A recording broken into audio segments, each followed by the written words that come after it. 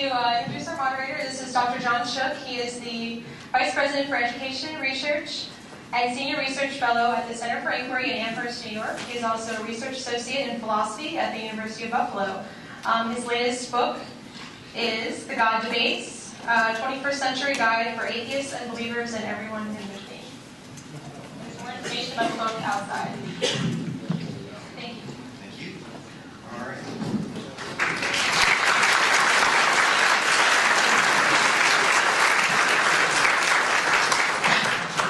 Well, good evening, and thank you very much for coming out tonight. I think it's going to be a fascinating evening. We have two marvelous debaters with us tonight. It's my honor to introduce them both, and then I'll briefly describe the debate format that's going to go on until about 8:15, at which point you'll be able to ask your questions. There are two microphones here, and we'll just simply take as many questions as we can, switching back and forth between the microphones, indicate who you're addressing your question to, and be sure you're asking a question as briefly as possible. It is my additional honor to cut anyone off who seems to be giving a speech, but I'm sure that won't happen. Tonight's format is all about morality. How do we define morality? Do people need God to be moral? If not, where do our morals come from? Are good works just behavioral, or biological, or biblical? What does it mean to be human? And can a person be fully human without God?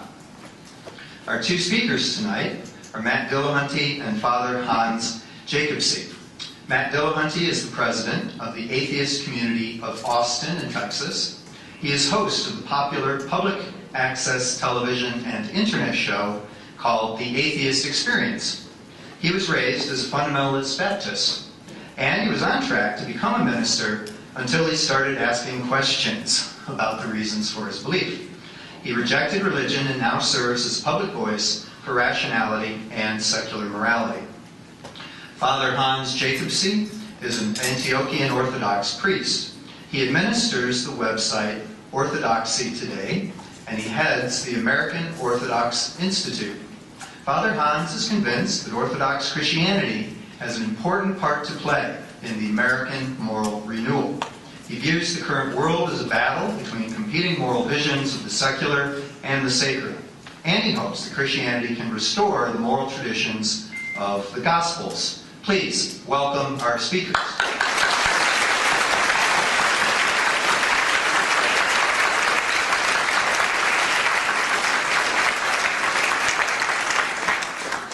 Finally, a sketch of the format tonight, and then we'll get started.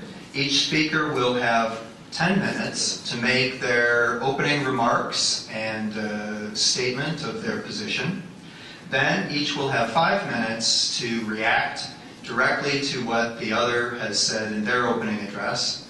Then there'll be a brief period where each will have an opportunity to address some new question that has occurred to them to the other, and the other may reply, and then we'll switch. The other one will ask a question, and the first one will reply.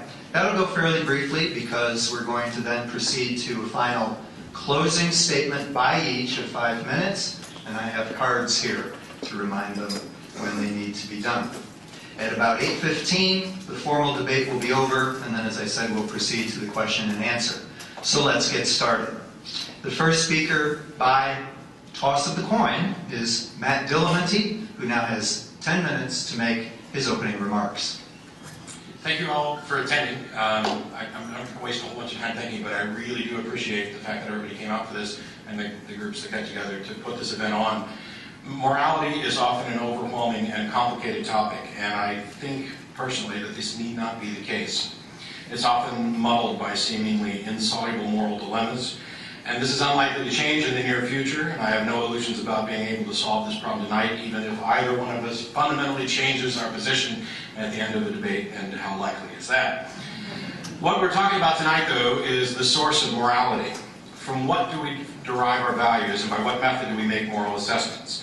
This sort of cuts to the heart of the issue and allows us to spend less time debating perhaps specific moral dilemmas and more time investigating the common ground and where we differ and why, and is there any potential solution to this.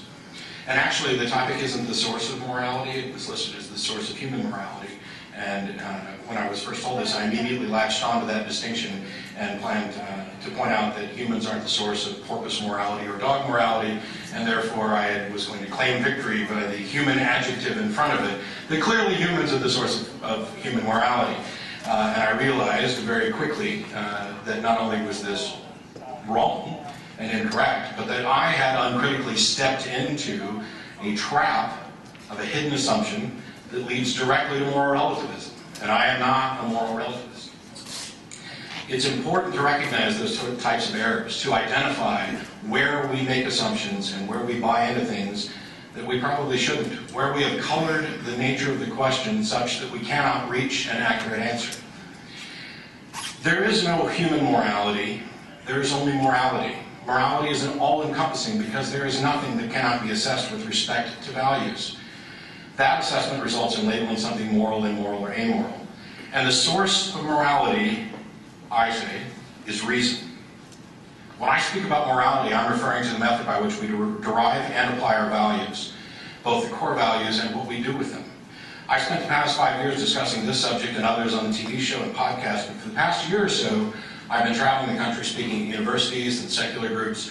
Specifically, the title of the topic, which I don't know, some of you may have seen that particular lecture, was The Superiority of Secular Morality. In that time, I've run across frequent objections to secular morals, and I thought this might be a good time to quickly address just two of the more common ones.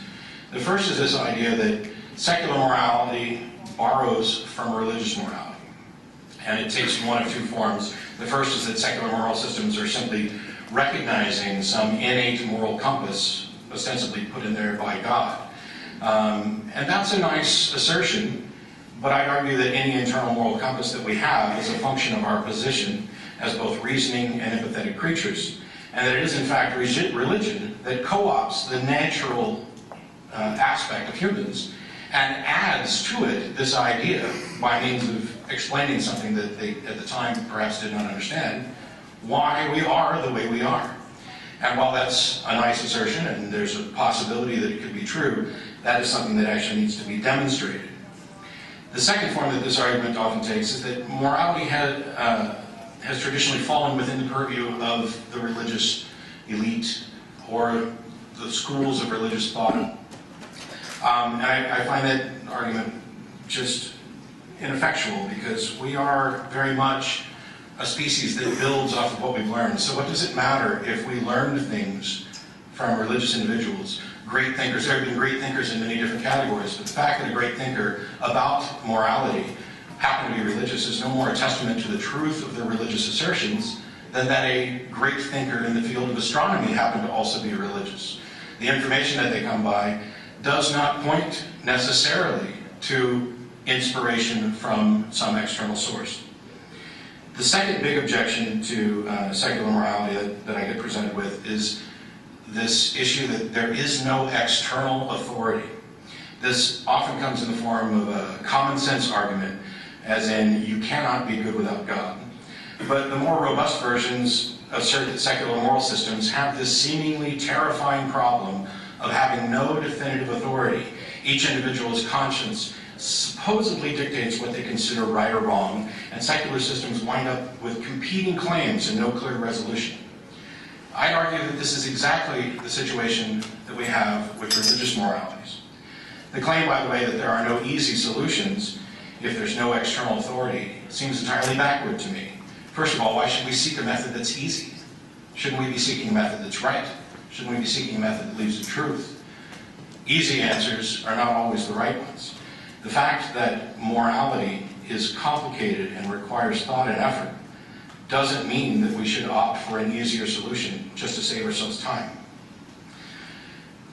What we have are competing religious ideas about morality between religions and within religions. Christian morality, Muslim morality, Buddhist, Jain, Jewish.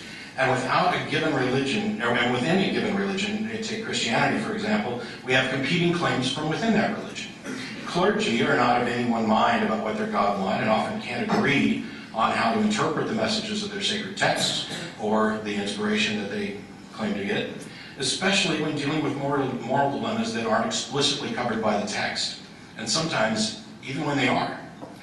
Until some God actually comes forward and clearly and plainly informs everyone of exactly what its moral views are, we can't know.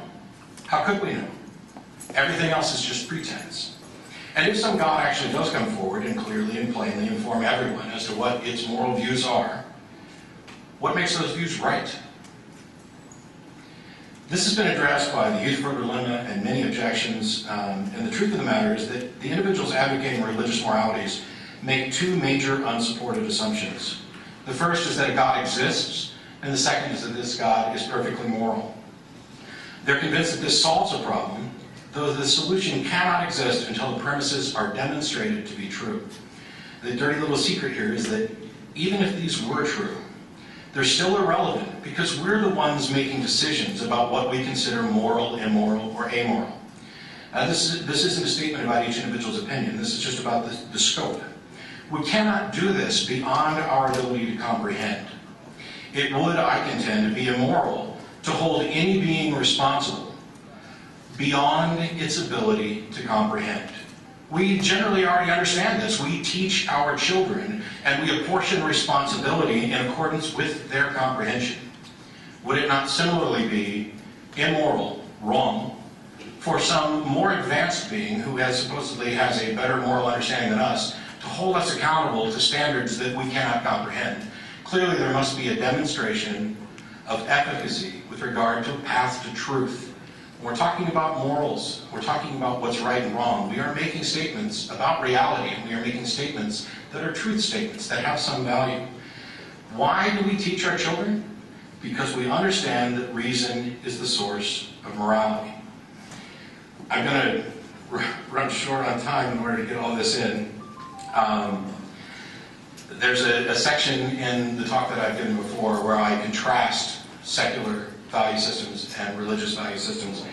And I'll skip past that other than to say that the distinction is that one is internal and the other is external. One is about the data and results driven, and the other is about coercion, about convincing by means other than data, by an element of faith or whatever. That one is a robust system that is built as we progress, and the other is generally pre-built and incomplete. We are left on our own. Morality, if it's to mean anything, deals with how thinking beings interact and the impact their actions have on one another.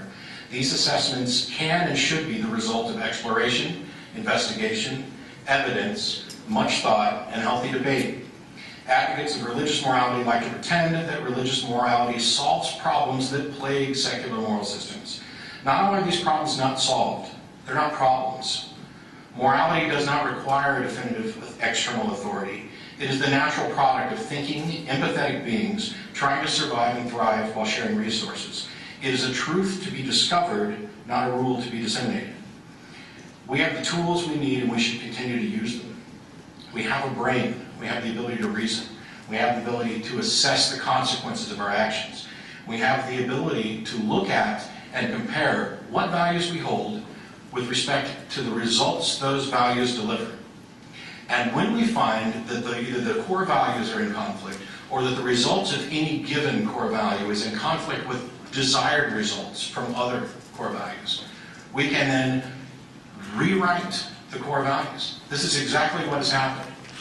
Many religious individuals and groups have modified their personal sense of morality away from the foundations of their religion, which in most cases remains unchanged, and they've realigned themselves with the values encouraged by secular progressives. They have, for all intents and purposes, adopted the views of secular systems of morality while clinging to the traditional foundation, rationalizing the conflict away with personal interruptions. They have, in a very real sense, adopted the secular moral system as a new external source for their morality.